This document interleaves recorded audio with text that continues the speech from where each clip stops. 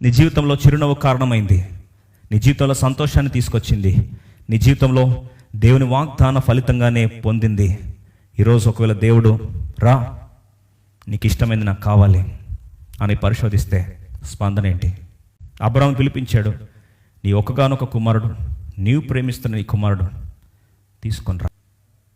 ఈరోజు యెహోవా ఈరే దేవుని చూడాలని నీకు ఆశ ఉంది, కానీ ప్రియమైన దాన్ని అర్పించడానికి నీకు కష్టం ఉంది. అబ్రామా, నువ్వు ఏం ప్రేమిస్తున్నావు నన్ను? దానికి ఒక చిన్న పరీక్ష అంతే. ఈరోజు నువ్వు ప్రేమించే దేవుని కొరకు ఇవ్వగలుగుతున్నావా?